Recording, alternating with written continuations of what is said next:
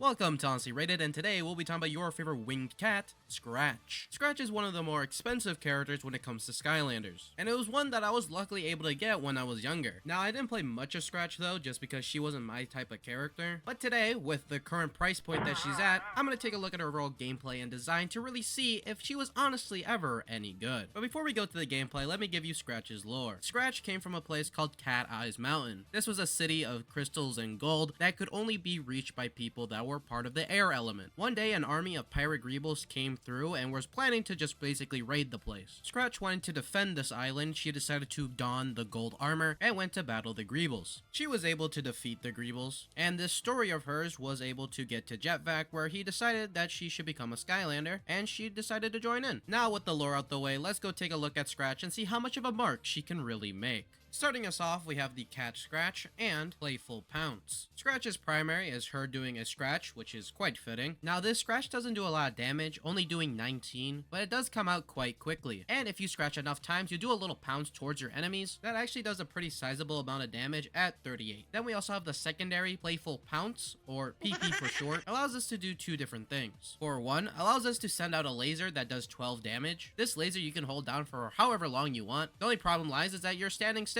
So maybe holding it forever isn't the smartest move, and it really isn't, because right when you let go, you'll be jumped towards the location of wherever the laser was. If this hits an enemy, you do 30 damage and also apply knockback. This move is by far my favorite move of Scratch. It allows her to get really up close to enemies really quickly, and then when you're applying the knockback, that's easy free swings for you to scratch them, and a whole lot of other things when we get to them. The only thing I don't like about Scratch is that she does do very little damage. Now, it is fun to just keep knocking enemies around, but when you get to the bigger enemies that can be launched back in any type of way, it takes up so much of your time trying to kill them. Next up, we have the Wing Spark and Silver Claws. With our first upgrade, we were able to get our third move, called Wing Spark. And Wing Spark is something that I don't think you should be using to try to dodge moves. I don't know what's about it. I don't know if it was just my timing, but most of the time when I try to dodge a move with Wing Spark, it just wouldn't work. Now, you can dodge moves. It is possible. It's just not something you want to do because it's just not very consistent. Now, the other properties of Wing Spark though are honestly pretty good. It's able to suck in enemies and then do 50 damage, with on top of that doing knockback, and really far knockback. The best way to use this move is to first dive with Playful Pounce onto any enemy, then when they're getting knocked back, do this move, because they'll suck them back up, do 50 damage, and then knock them back again. Then you can chase them if you want to put more damage, but it's the best way to get a lot of damage off really quickly. And then also, speaking about damage, we also have Silver Claws, which gives Scratch a lot more damage. And I say a lot more in quotations. I find this to be a pretty minor damage upgrade, and one that I don't really care for, just because 22 itself is also still not that much, but I guess better. Then last up, we have Whirlwing and Silver Mask. These are both just upgrades to moves that we have. First one being Whirlwing. This just amplifies the sucking of the move, and I don't mean it being bad, I mean it like actually sucking in enemies. It's really nice to kill chompies, roaches, anything that's small, just because they just get practically put in a blender, made into a smoothie, and dumped out into the trash.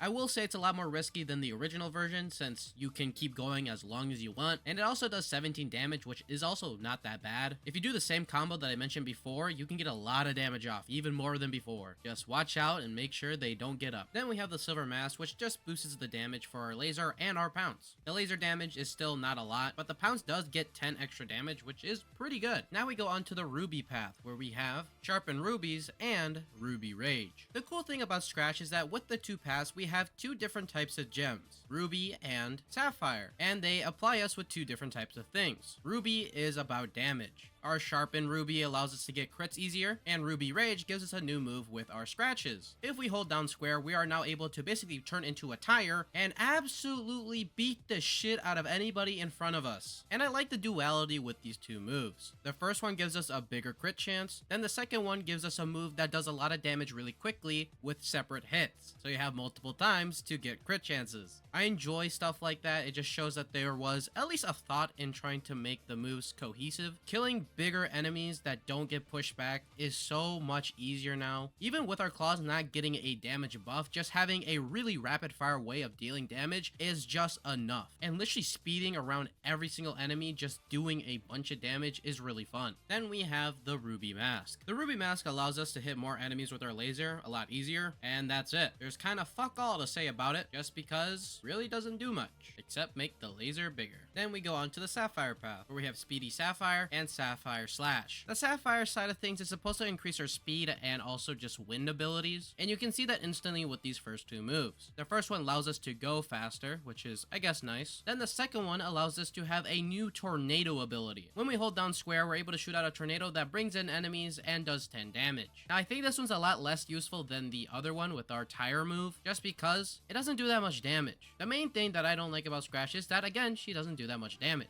And this move doesn't really help solve that problem, unlike the other one. Now, it's still good though. When there's a bunch of enemies grouped up and you just throw one of these bad boys down, it will catch all of them. This allows you to go in for a pounce, doing big damage to everyone, and then also going for one of the little whirlwinds you can do. It's not a far-reaching projectile, sadly, which could have made it differ a little bit more than just the laser, and I wish it did a little bit more than the laser, but overall, it's not a bad move, just worse than the top one. Then last up, we have the Sapphire mask. This mask allows us to have slowdown on our laser, and it's way better than the top one. This allows you to get a lot of combo-based moves off, especially with the tornado. You can do a lot of damage if you just think those two up, then you go in for the pounce, and overall, slowing down an enemy just allows you to hit the enemy with the laser a lot more, and it just gives it more of a use than it did before. I wish the slowdown would have stayed on just a little bit longer after the laser stopped hitting an enemy, and I also wish it would affect bigger enemies, but overall, again, way better than the top one, and actually quite good. Then we have Gem Affinity for our Soul Gem. This is probably one of the most broken Soul Gems that I ever seen in my life. This allows Scratch to get HP from any coin pickup she has, not even just coins, gems, and other things that just give you money. This makes her super good, and it makes sense why now she has such a low HP pool, and the HP you get off of these coins is honestly insane too, being 23. You know, some characters when you see their HP go up slowly but surely, it's like 5, 10. This is 23 per coin. Now in some places I get that you won't be able to use this, but in most levels there's going to be a coin pickup somewhere, and no matter how much the coin gives you, you will forever get 23. It is a great soul gem and just makes Scratch in.